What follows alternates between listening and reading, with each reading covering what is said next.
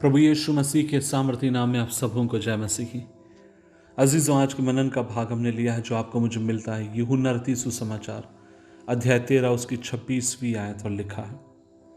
यीशु ने उत्तर दिया, जिससे मैं यह रोटी का टुकड़ा डुबा कर दूंगा।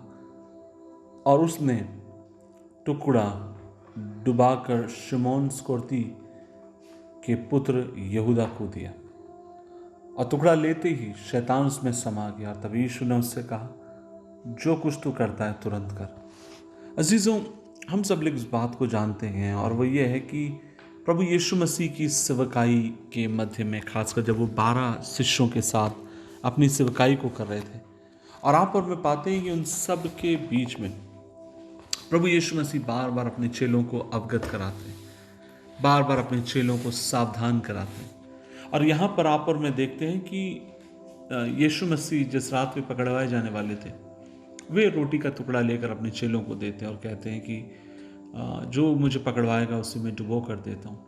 और हम जानते हैं कि यहाँ पर यहूदा इस्करियोती ने को टुकड़ा दिया गया, और जिसने यीशु मसीह को कुछ देर के बाद वो पकड़वा देता है। लेकिन अजीजों, क्या आप कल्पना कर सकते हैं, और कई बार जब मैं इस वचन को सोचता हूँ तो सचमुच मेरे लिए कई बार कल्पना से बाहर होता है। और ये है कि एक व्यक्ति जो 3.5 साल उद्धारकर्ता के संग रहा, जिसने बड़े बड़े अद्भुत काम देखे, जिसने बड़े बड़े परमेश्वर के चमत्कार देखे, इन सब के बावजूद भी वो कुछ सिक्कों के लिए, चंद सिक्कों के लिए अपने उद्धारकर्ता को कैसे बेचने पाए। और तब एक बात मैं समझता हूँ, और वो ये है, यहूदा इस्करियोती शायद शुरू में एक अच्छा इंसान होगा, लेकिन बाइबल हमें ये भी बार बार उसके बारे में बताती है कि वह चंदे की या ऑफरिंग की थैली में से चोरी किया करता। मैं इस बात पर विश्वास करता हूँ, शुरू में वो ठीक रहा होगा, लेकिन धीरे धीरे पैसा उसकी कमजोरी बन गया होगा। शायद वो चोरी करता होगा, और शायद वो अलग तरीके से पैसा कमाने की खोज में रहता होगा। और धीरे धीरे आप और मैं देखते हैं यह बात उसके जीवन के लिए एक मजबूत गढ़ बन गई, एक स्ट्रांग होल्ड बन गई, जिसके ऊपर वो जय नहीं पा पाया। और जब वो जय नहीं पा पाया, तब आप और मैं देखते हैं वो क्या करता है, यीशु मसीह को बेचने के लिए तैयार हो जाता है। और शैतान ने क्या किया, शैतान ने उसके मन में एक मजबूत किले को स्थापित किया। अजीजों, क्या आप इस बात को जानते हैं, जब शैतान एक मजबूत किले को आपके मेरे जीवन के भीतर या थॉट को स्थापित करता है, तब वो आपकी मेरी क्रिएटिविटी को मार देता है, आपकी मेरी सोचने की, समझने की शक्ति को खत्म कर देता है। लेकिन हमें चाहिए, जब कभी हमें ऐसा लगता है कि कोई चीज हमारे जीवन के अंदर घर कर रही हो, या जब कभी हमें ऐसा लगे कि कोई ऐसी बात जो हमारे जीवन के लिए खतरा साबित हो रही हो, अजीजों, ऐसी बातों को आपको मुझे अपने जीवन से दूर करने की जरूरत है। किसी ने इस तरीके से कहा कि अगर आप जीवन में सबसे ज्यादा किसी चीज में अगर एंजॉय करते हैं तो वो पाप में करते हैं। आप जान रहे होते हैं कई बार कि पाप है, लेकिन फिर भी क्योंकि आपको सबसे ज्यादा आनंद उससे मिलता, और आप अपने आप को वहां से छुड़ा नहीं पाते हैं।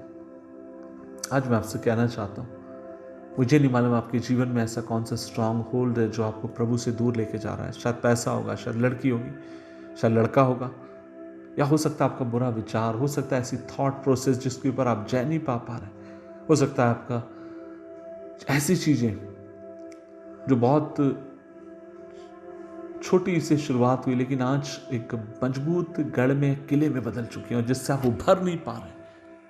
आज मैं आपसे कहना चाहता हूं, ऐसी चीजों का आप प्रभु के क्रूस के पास लेकर आइए, ऐसी चीजों को परमेश्वर की उपस्थिति में आप लेकर आइए, ताकि सर्वशक्तिमान परमेश्वर आपको अनुग्रह दे, उस बात में से आप जय पाए, उस कमजोरी में से आप उभर कर आए, और उसके लिए एक मजबूत हथियार बनकर आप इस्तेमाल हो। दुआ करें, प्रभु जी, हमने यहूदा इस्करियोती के जीवन को देखा, जो तेरे साथ रहने के बावजूद भी प्रभु जी तुझे समझ ना पाया, और चंद सिक्कों के लिए वो तुझे बेच देता।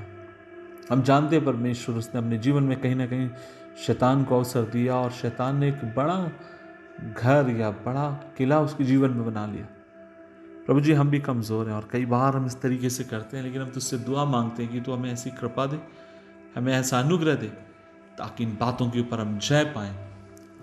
जैसे पौलुस कहता है कि परमेश्वर के विचार के विरुद्ध में, कल्पना की ऐसी कोई भी ताकत है, उसे हम बंदी बना लेते हैं मसीह का। और खुदा होने दे हम भी ऐसे विचारों को तेरे नाम से बंदी बनाएं, ताकि हम तेरी सेवा और मजबूती से कर सकें। यीशु मसीह के नाम से मांगते हैं, आमीन, आमीन, आमीन।